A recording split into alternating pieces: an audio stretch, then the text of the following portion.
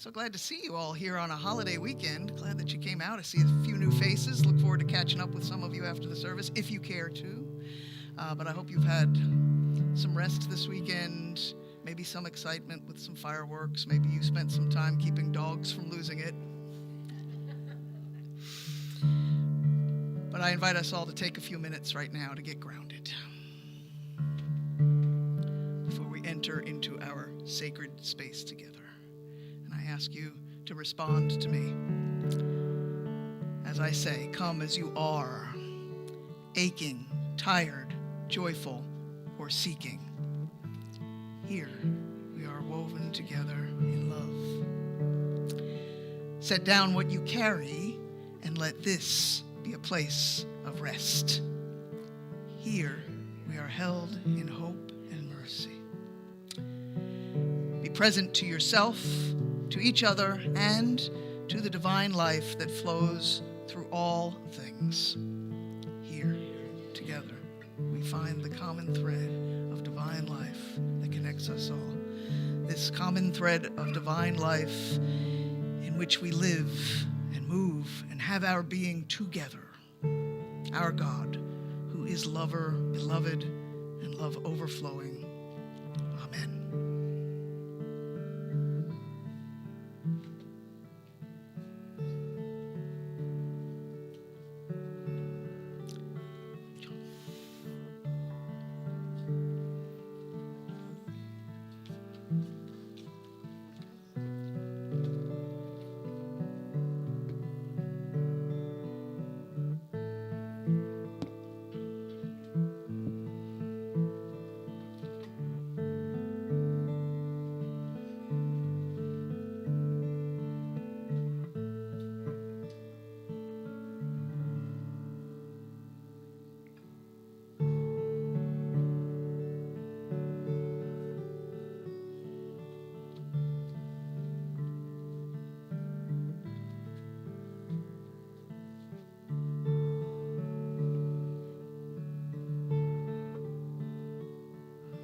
Just as a mother would protect with her life her own child, so with a boundless heart should one cherish all living things, radiating kindness over the entire world, spreading upon to the skies and downward to the depths, outward and unbounded, free from hatred and enmity.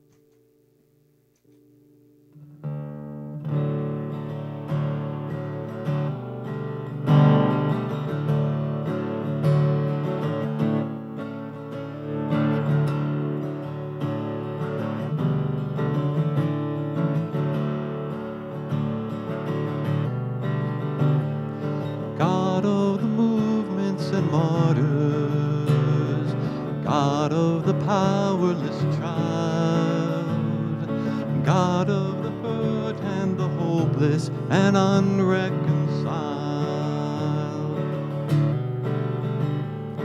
God of the just and the unjust, God of the night and the day, God of the whole of creation, in your name we pray. Many have walked with great courage into the face of the storm. strengthened by long generations, by love they were formed. Basements of tall steepled churches, shadows of fences and walls, in alleys and hallways of power, they answered your call. Now it's our turn to do justice. Humbly we rise to the day. Give us the strength and the wisdom to walk in your way. Gather the loaves and the fishes, share until all have been fed. Walk in compassion and mercy, by love will be led. Standing before the oppressors, with hearts full of love as we pray. When powers bear down on the helpless, we'll stand in the way. God of the worn and the wounded, let us be healed by the truth. When doorways are blocked, we will lower our friends through the roof.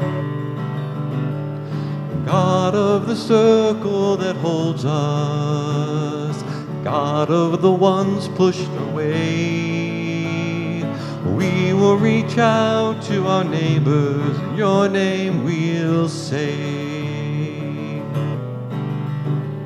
No matter your creed or your country, no matter the hue of your skin, your age, who you love, or the body your soul was born in.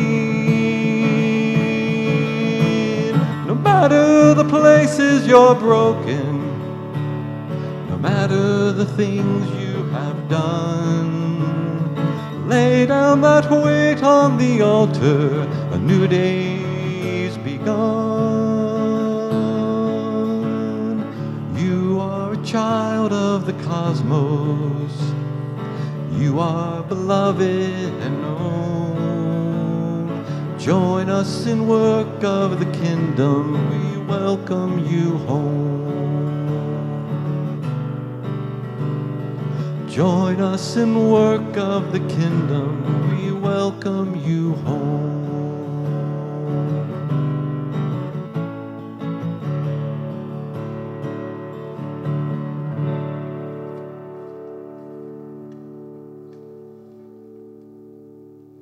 Good morning, everybody.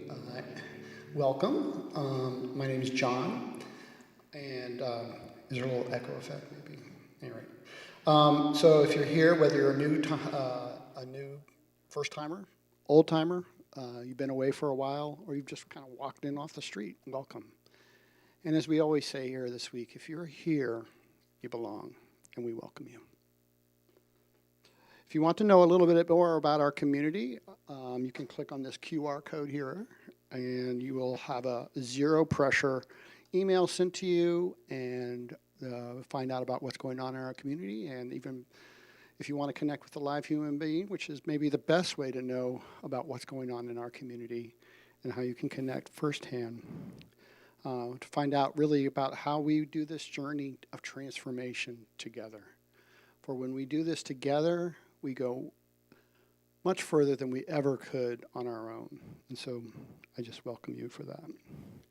And an even more heartfelt welcome for those who may be struggling with some significant issue today.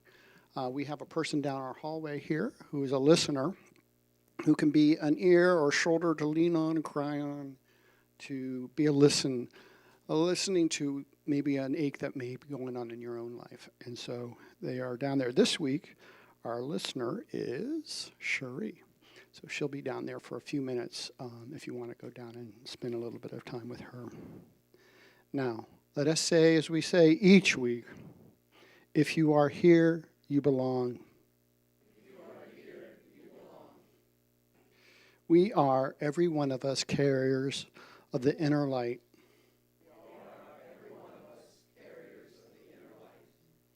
And we are, every one of us, carriers of divine breath. So now, as fellow carriers of divine breath and divine light, I encourage you to stand up and greet one another.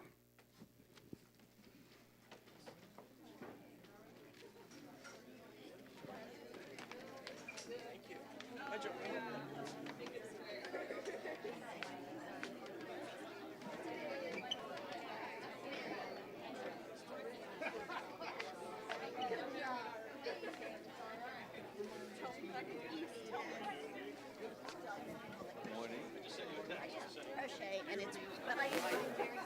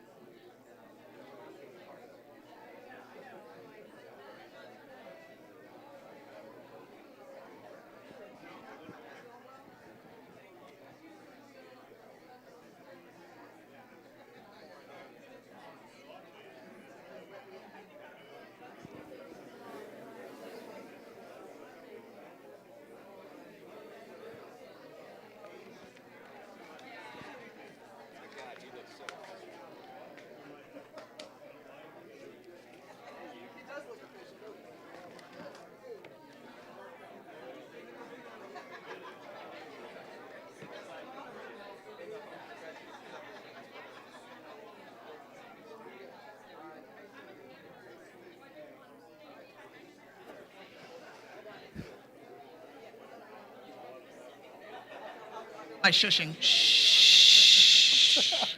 It works. It works. Shh.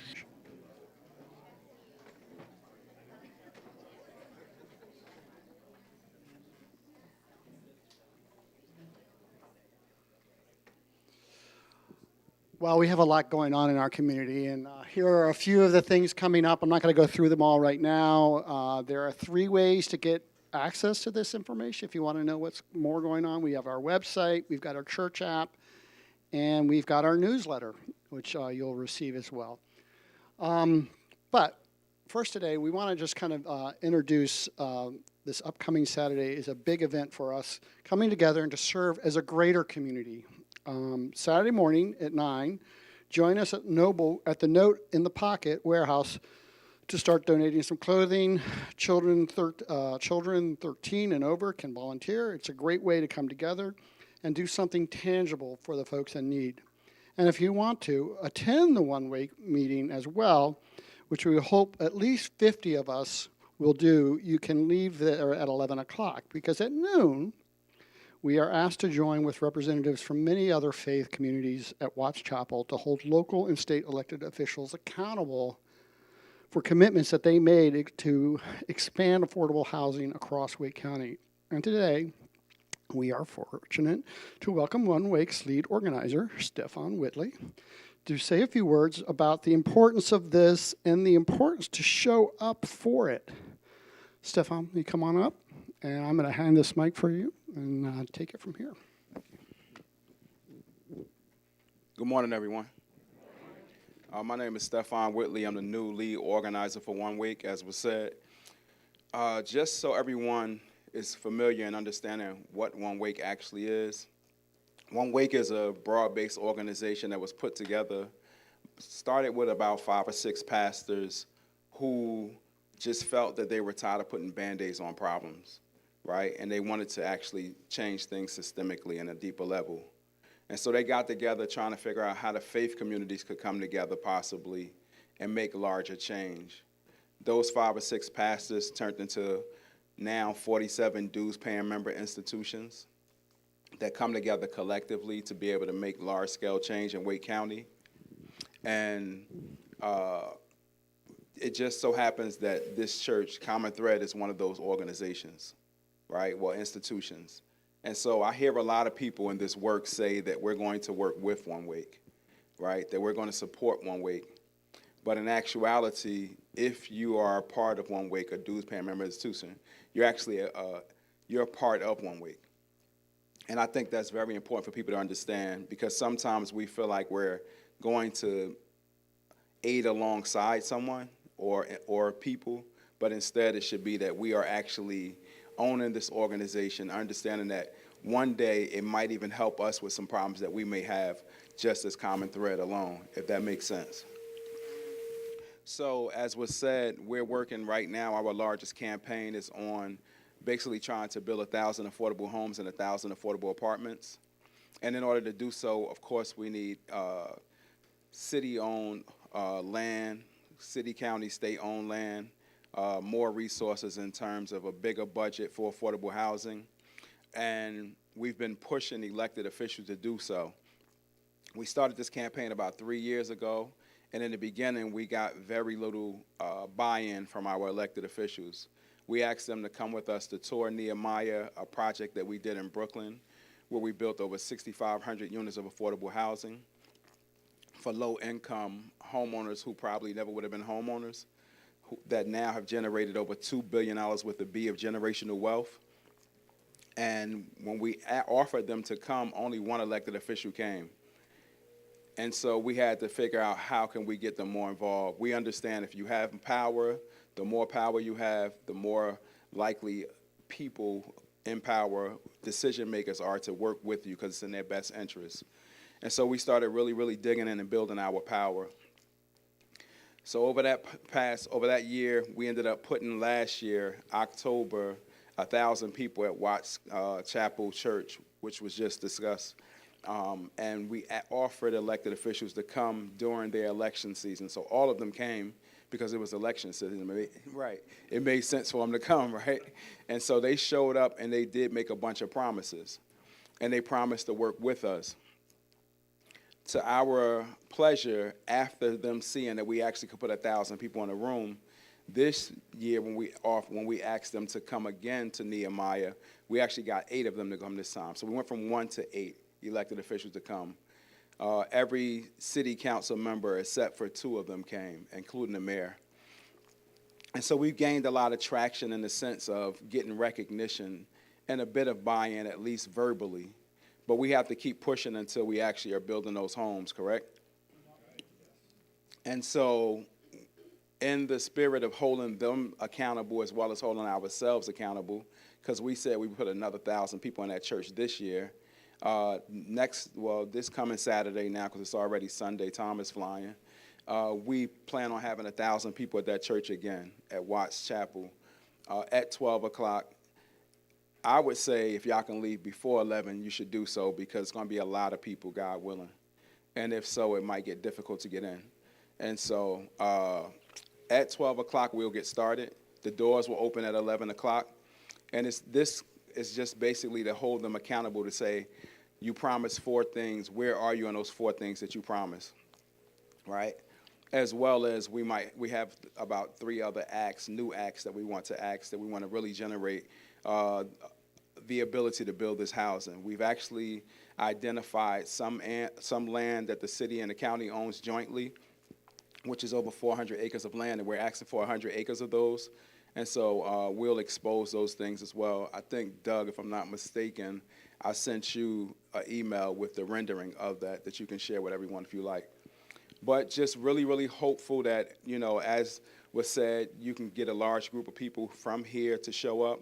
Bring whomever you like. Bring your children, friends, family members, non-members of the church. Bring your mate, right, and make it a date day. And that's what I always suggest.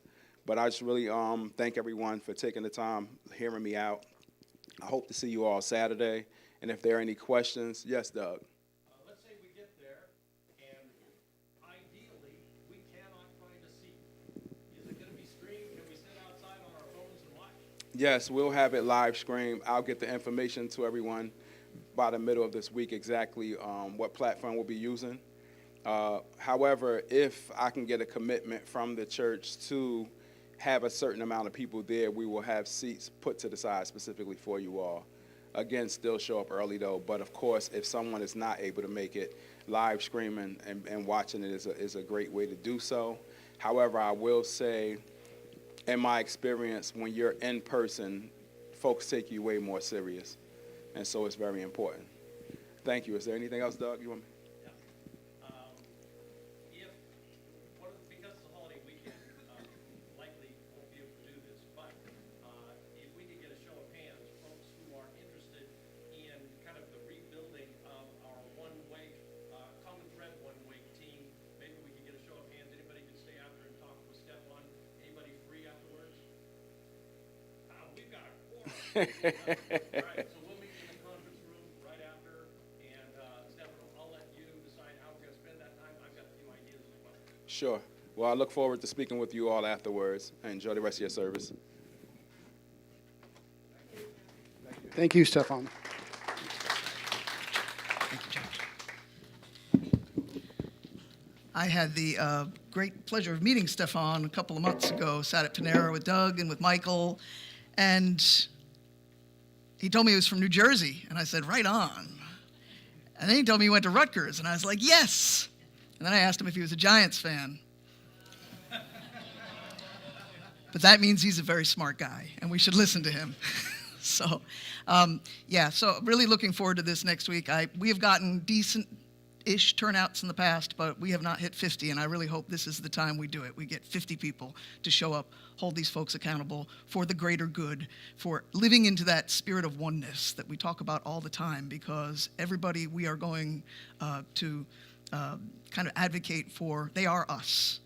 They are us. There are no others. So if you can make it, that would be great.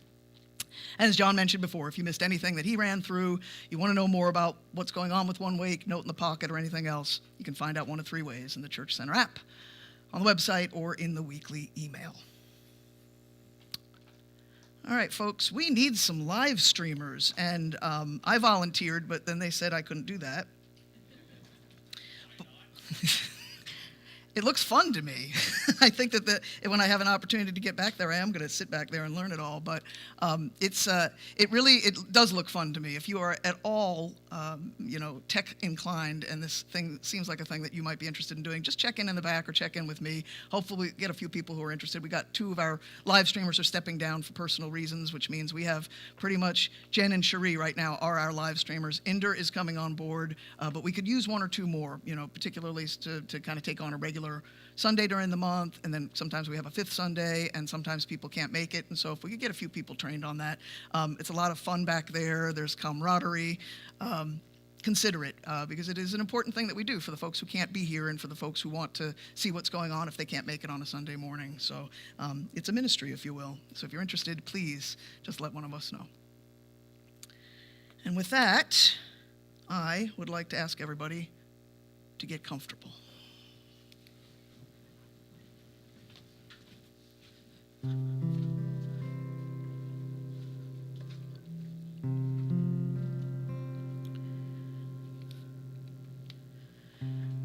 Go ahead and feel your feet resting on the floor. Bring some attention to your feet. Feel your feet grounding you.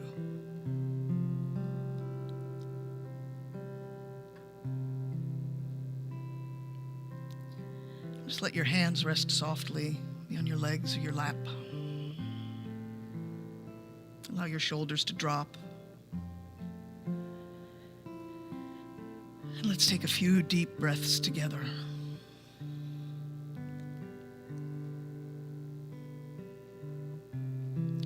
Inhale and feel the air filling your lungs.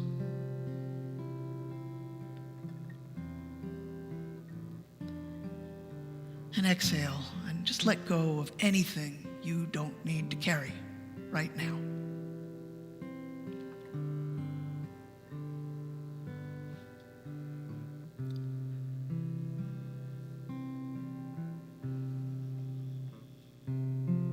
Remember that your breath is the breath of God.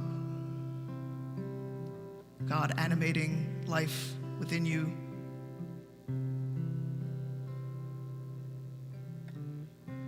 Your body is God's body in this world.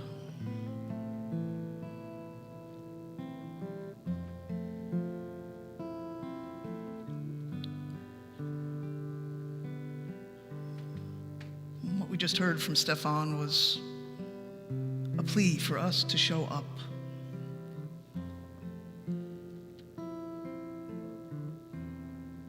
To stand with those who are most impacted by the systems that leave people without homes, without safety.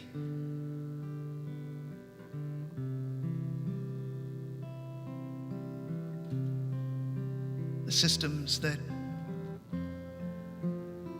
leave them feeling without the dignity that is theirs.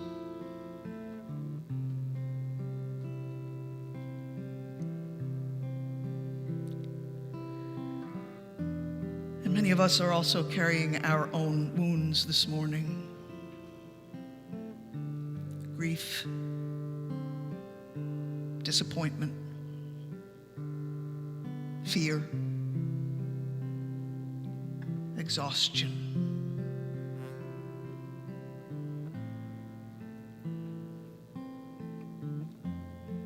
Living in this world can be hard on our hearts.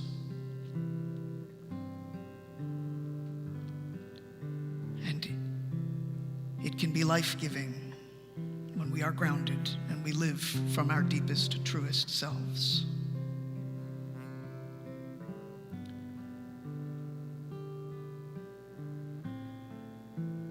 So I invite you, just bring some attention to your head and your face where you may be carrying some of this stress, some strain. Can you soften the muscles there?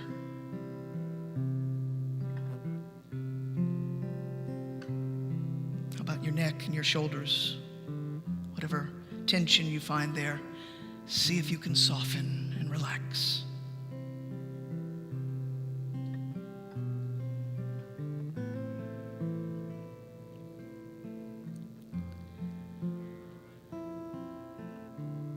And feel your chest and your heart area.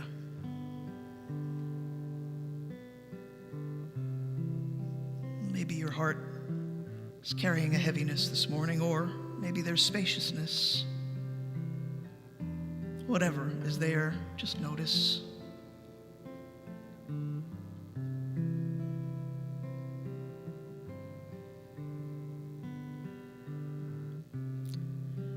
Move your awareness down into your belly. It'll be soft and easy.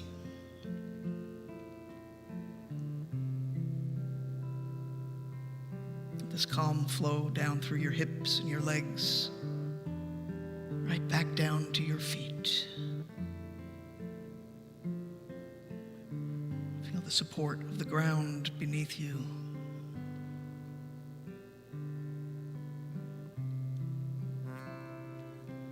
Just breathe here for a moment, held by the earth, steady, supported.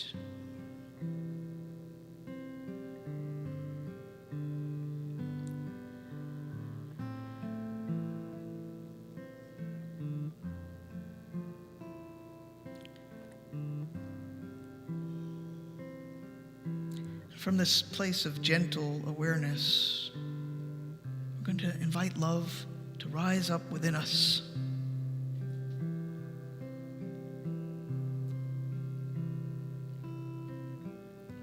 Let's first extend this sense of loving kindness from our deepest, truest selves to our own hearts. You might silently say, "May I be safe. May I be whole. And may I be loved."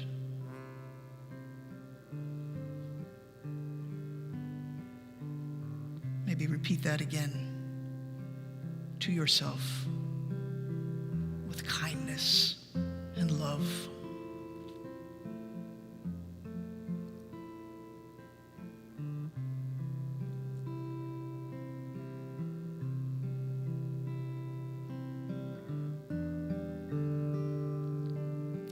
Now picture someone you care about, a friend, a family member, somebody who maybe you know is having a hard time right now. Send these words to them. May you be safe. May you be whole. May you be loved.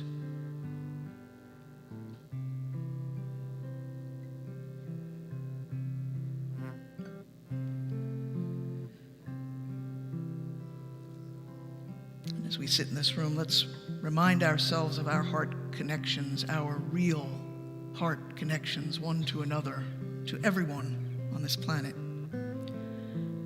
Maybe we can think of someone who perhaps we find a little challenging. Maybe someone for whom we have had strong negative feelings. And remember, they are us too. Let's send these words to them. May you be safe. May you be whole. May you be loved.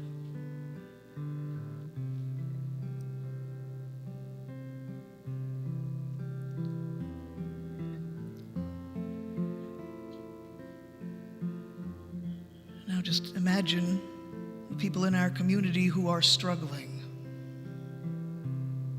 Some of these people, the ones with whom we as One Wake are asked to stand beside and walk alongside. Maybe they have no secure place to live. Maybe they have been left out, and maybe they carry deep grief. Send them these words. May you be safe. May you be whole. May you be loved.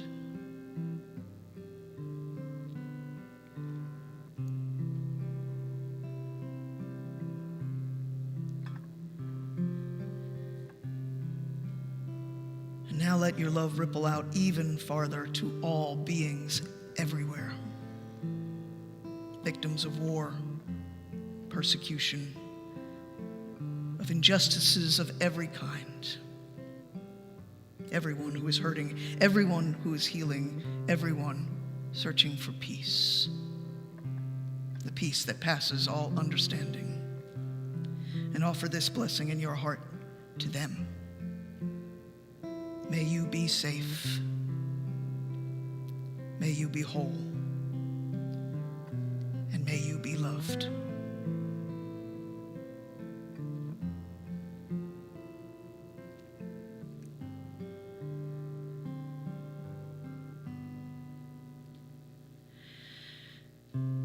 Take a moment to gently return to your own heart. And remember that your heart is connected to every other heart. Your grief is part of the world's grief. Your healing is part of the world's healing.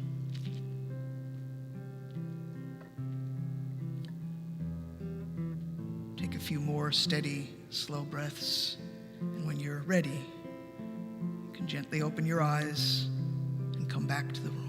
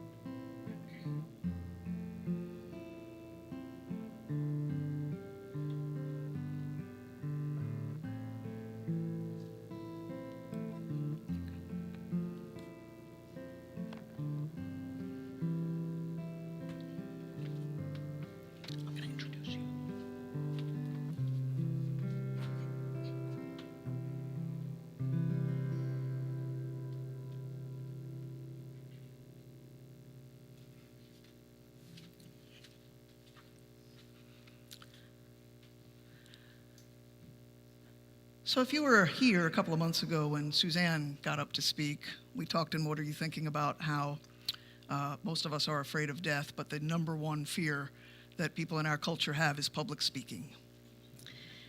And so Melissa's no stranger to the microphone, of course. She is our kind of our lead liturgist and lead vocalist here. But today's a little different. She's going to be brave. She's going to tell a personal story, a witness to what is possible when we let grief and sorrow work in us and give rise to new life. And so I hope that you will welcome her up here to tell her story.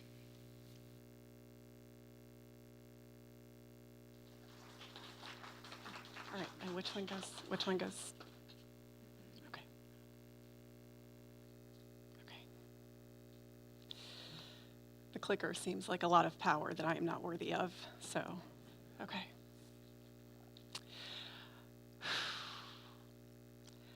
I had the realization in an Enneagram group a while back that for the entirety of my adult life, I essentially introduced myself to people as if I was in a recovery meeting. Hi, I'm Melissa. My mom died when I was 19. Now, it wasn't quite that blatant, but it was pretty darn close. If the conversation lasted longer than approximately 3 minutes, the dead mother card was going to get played. I think I thought I was doing it because it felt authentic, genuine, and I lead with type 4 energy. Authenticity rules the day. And there is undoubtedly a part of that story that is true. This gigantic thing happened to me at a pivotal age and forever shaped who I became. It's important that our stories are known and held in relationships. But what took me a bit longer to become aware of was this. I did it because I was making concessions for myself based on my own unassured and deprecating self-image. All I could see of myself for years were my perceived faults and shortcomings and all of the ways that I just didn't quite add up. And so, in order to protect myself, I made sure to introduce myself in such a way that you knew that I knew I was an unaccomplished mess who wasn't living up to her fullest potential. But here's why. I needed you to have a different scale from which to judge me. And maybe, with this different scale, not only would you understand why I was broken and listless, but possibly you would start to also see me as strong, resilient, special even. My poor mother. It was her death, but my ego is like, but this is about us, right? I do and I don't mean to make light of my mother's death. I make light of a lot of heavy things. I come from a long line of eternal optimists who reach for a laugh long before they ever reach for a phone to find a therapist. Almost assuredly part of the reason that I was in therapy myself. But just as my mother's life shaped me, so did her death. 24 years later, and I'm still discovering new threads in the tapestry of grief as it weaves its way into every aspect of my life. Grief is not a static thing. It is a living energy that moves, shifts, erupts, unearths, and transforms everything. Tara Brock has a really wonderful teaching on the subject of changing our relationship to things. She refers to situations that arise in our lives that are challenging or difficult, situations that would activate the fight or flight response as a violent dog. And that moment when you see the dog and you know it's coming for you, it's got you dead in its sight and it's growling and gnarling and showing its teeth, seconds away from breaking its leash and devouring you whole.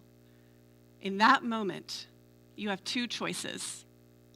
You can turn and run and hope to God that you can outrun and outlast this vicious beast. Or you can stare straight back at the dog and start calling for it to come to you. It is possible to change your relationship with this terrifying thing. I want this dog to come to me. My mother's death was a violent dog.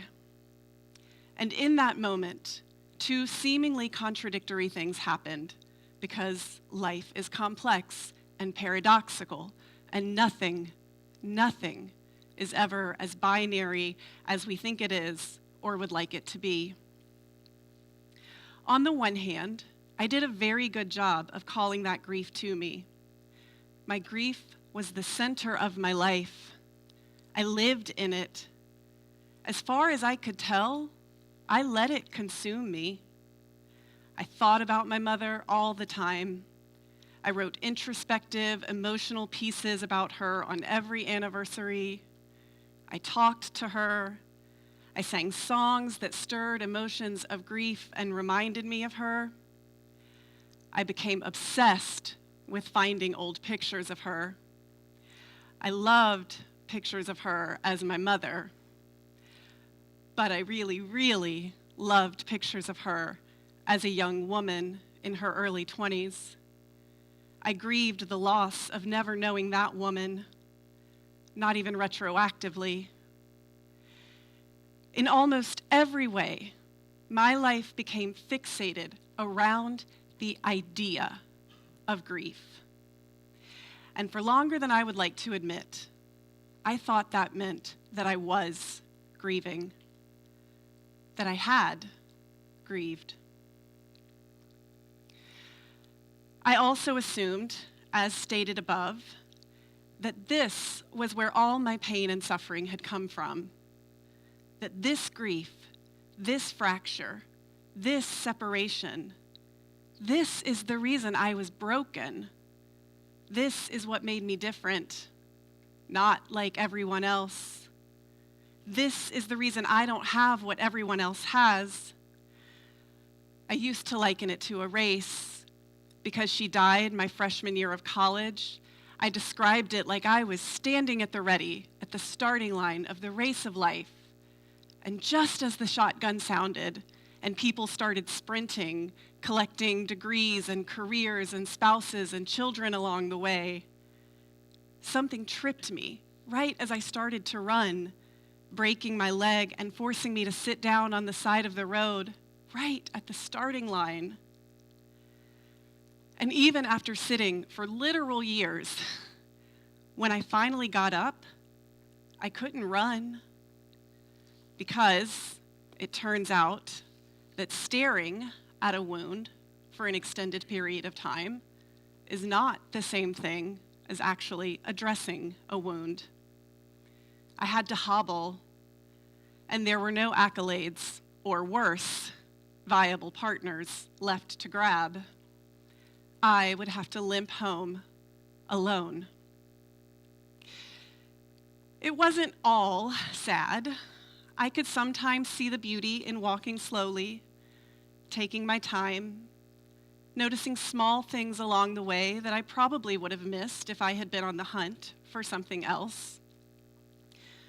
But mostly, my grief became a crutch for something else, something deeper. In 2022, I started coming to this weird little church, and they were big into the Enneagram. And I was smack dab in the middle of a new grief, infertility. In 2020, right as the world was ending, in my infinite wisdom, I decided this seems like a really good time to try and have a baby on my own as a single mother by choice. As much as the stars were ever going to align in my life to try and make something like that happen, they aligned. The choice felt powerful and liberating. My mother's death severed my connection to everything that kept me tethered. It stole my sense of family. It left me feeling incomplete.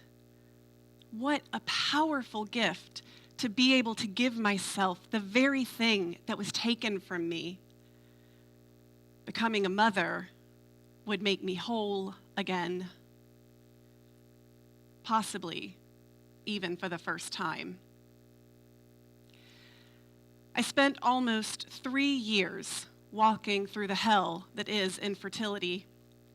By the time I showed up at Common Thread, I had hit so many roadblocks that I was at the point of having to do complete embryo adoption. Both of my tubes had blockages, forcing us to move to IVF, only to find out after the egg retrieval that none of the 17 eggs harvested were mature and therefore couldn't be fertilized.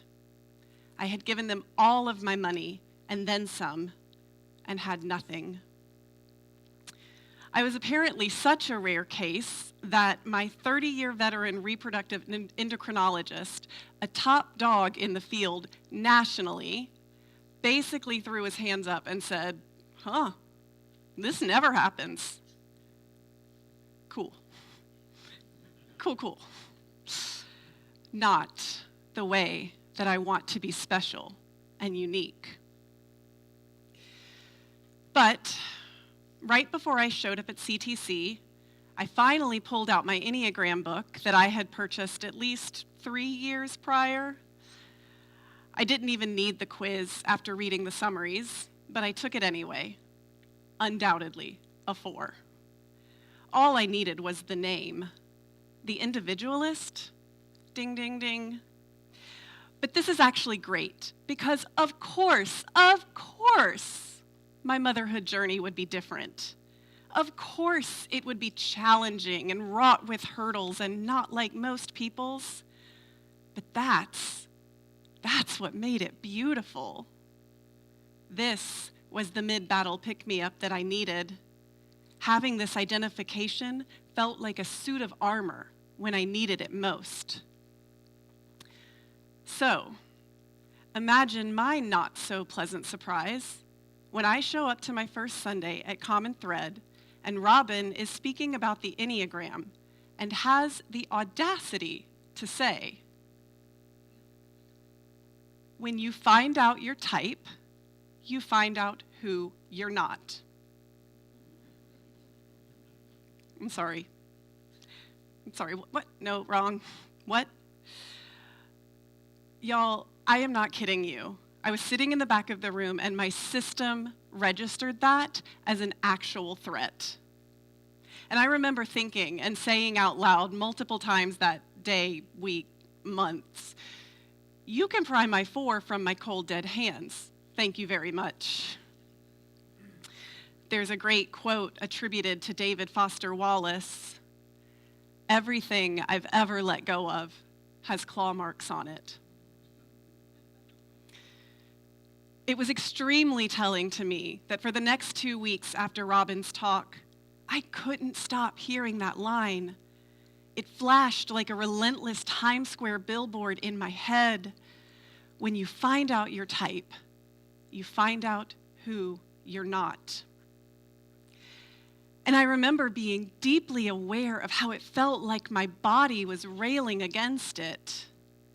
Although, maybe my body wasn't railing against the notion of what Robin had said. It was just railing. And for the first time, I actually noticed it. And it occurred to me that me not being able to let go of what Robin had said and the way it felt like my whole system was coming online because of it, it was like that scene in The Wizard of Oz where Toto pulls back the curtain to reveal that none of it was as it seemed.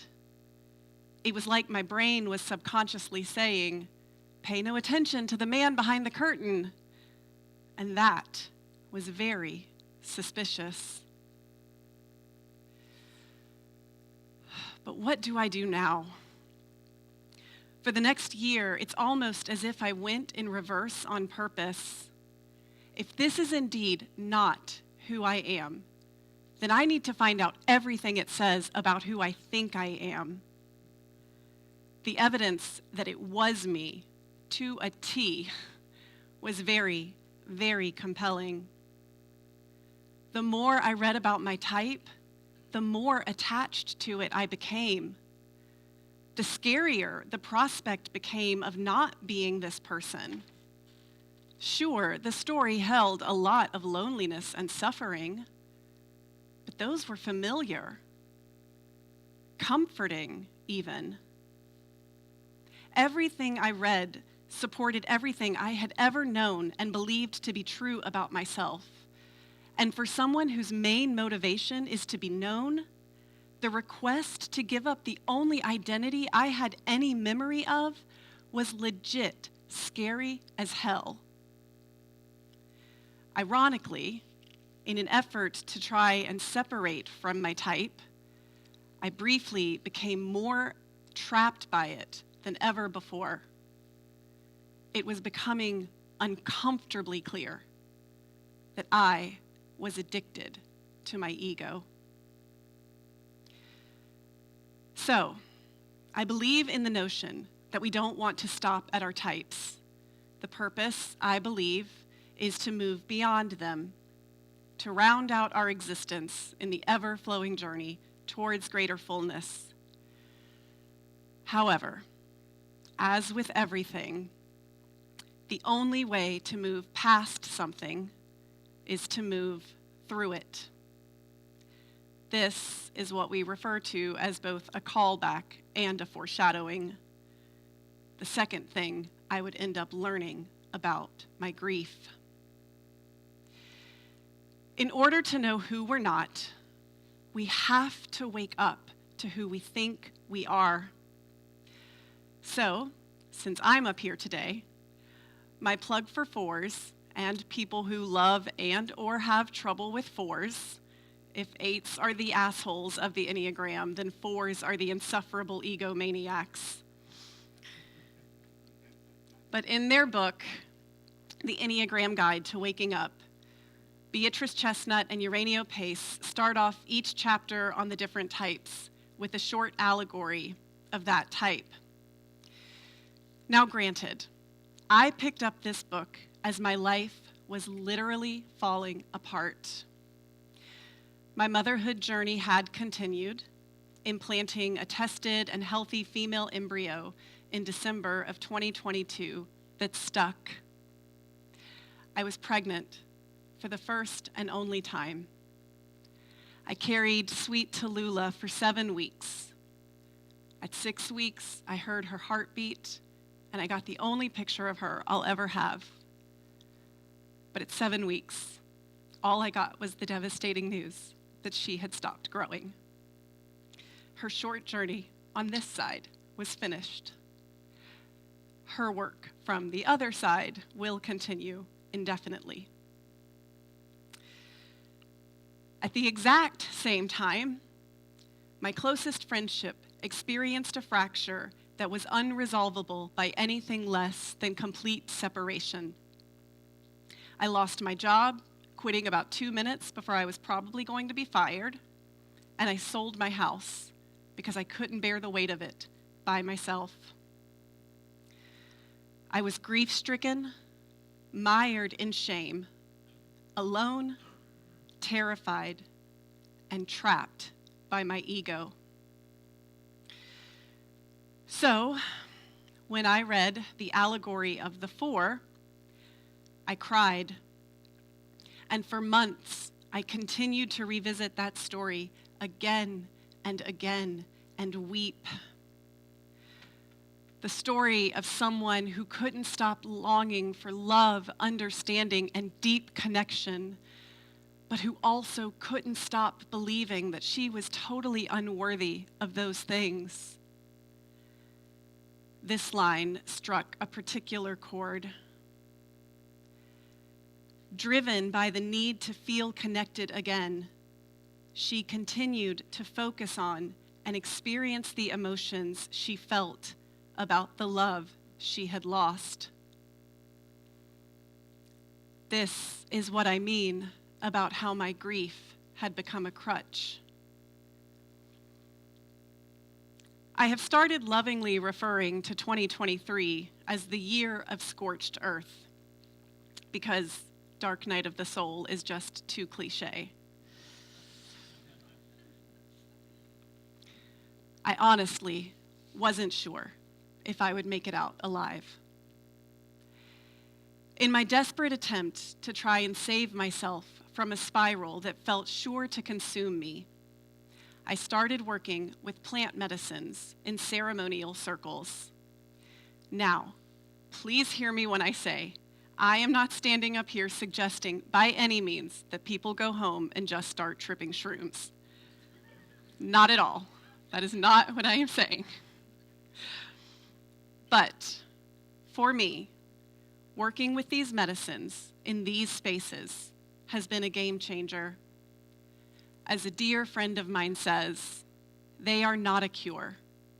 They are a catalyst. Up until the point of my first ceremony, most of my life had felt disconnected, rigged against me, and cruel. I was as resilient as any one person could be, but even my resilience was hitting a breaking point. But, to borrow the words of an Instagram poet, you are not meant to be resilient. You are meant to be regenerative. There is a difference. Resilience is surviving the storm. Regeneration is making love to the rain until it turns you into a forest. After a lifetime of telling stories and staring at wounds and carrying the burden of brokenness, for the first time, I am able to sit with all the parts of me, unconsumed by the pull of their power, but to see them, to hold them, and finally, to feel them. My mother died in May of 2001, and it wasn't until January of this year in ceremony where I finally surrendered to the fact that I was angry over it, and I allowed the anger to move through my body and my voice. Anger that had gone dormant but been present in my body the whole time because it had never been allowed to safely express, hardening and calcifying over time. Calcification that you cannot convince me didn't build up in my fallopian tubes and ovaries.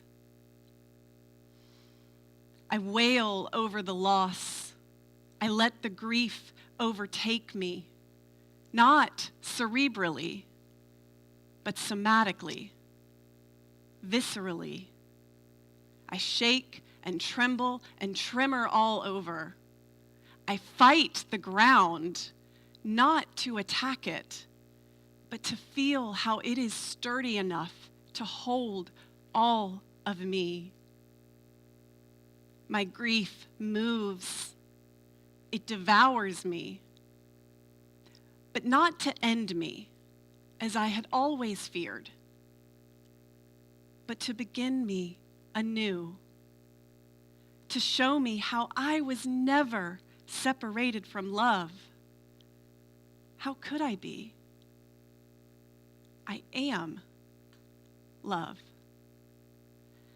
And that love has always been connected to everything, because it is the source of all things. I remember myself, and in remembering myself, I remember my divinity. My confusion gives way to wonder. The great paradox of my life is that I had to break in order to remember that I was never broken. And so I will continue to be cracked open again and again and again, because I am not breaking. Only the shell of who I thought I was is.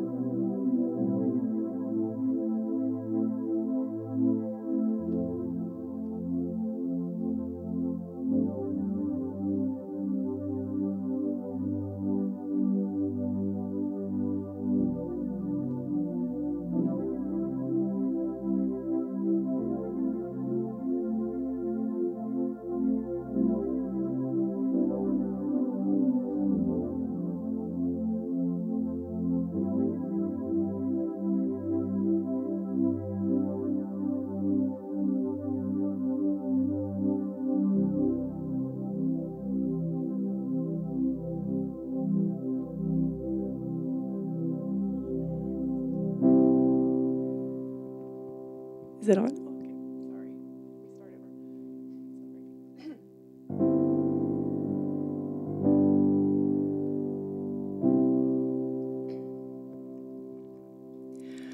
All this time was staring me in the face. I was so far gone, I could have ended it right there. I was dead in the rain, lost in the race. All this time was with me when I was nowhere. Oh, it cuts the deepest when you watch it moving in, and there ain't nothing you can do to turn it round. There ain't no armor can save you there. Love, it takes no prisoners on this battleground. And letting go is the hardest part. When holding on's been everything. Well, I have this pain deep in my heart. That is why I sing. That's why I sing.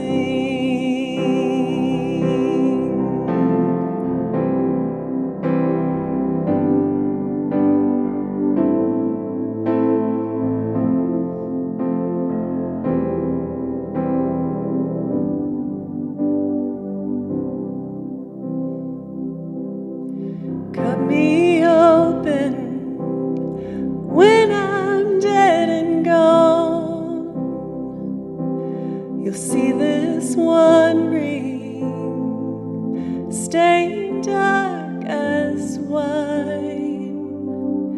This was always to be part of my story, not yours but mine, not yours but mine. And letting go is the hardest part. Holding on some semblance of control. Well, I have this pain deep in my heart, but I am still whole. I am still whole. And I will waste my heart on fear no more. I will find a secret bell and make it ring, and let the rest be washed upon the shore. They can't be tamed, these wilder things. No, they can't be tamed, these wilder things.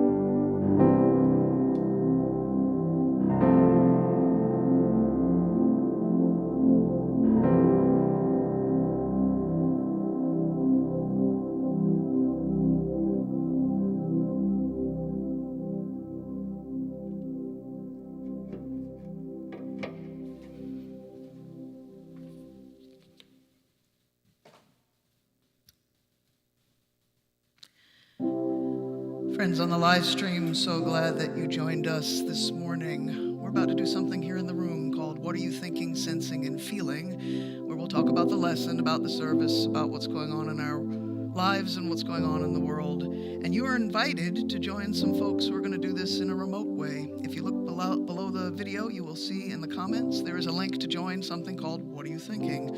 It's a Zoom call. Some of the best people I know, good friends, would love to welcome you into their conversation if you are feeling up for it this morning. So if you would like to discuss with them and connect with some new friends, I encourage you to do it. You'll need a code to get in. The code is 1417. And maybe you're not down for that this morning, or you're watching it another time, but you're still curious about us. And if that's the case, then there is another link in the comment below that where you can request an email that is designed for newcomers but has some remote specificity to it, just as zero pressure as the other one. But if you click on that, we'll send you some information about us and show you how you can learn more or get more connected if that is something that appeals to you. And with that, friends in the room, can we dismiss our friends on the live stream by putting one hand on our hearts and remembering that the divine is within each one of us, beneath our fears, beneath our grief, beneath our egos. A truer, deeper essence is there, and it is upon us to cultivate the fruit of the Spirit that emanate from there: patience, kindness, goodness, joy. And when we do that, we can share it with our world. And we don't know where that goes, but we can live it every moment of our lives. And so let's extend our other hand to our city and to our world, taking seriously our commitment to take what is within us and share it with everyone with whom we live, with whom we go to school, with whom we go to work, everyone we encounter. This light, connecting with their light as we live into our charge to be healers and repairers of our world. Amen. Friends on the live stream, God bless you. You are dismissed. Friends in the room, I invite you to just get grounded one more time and see if you can get in touch with what you are sensing and feeling before we talk about what we are thinking.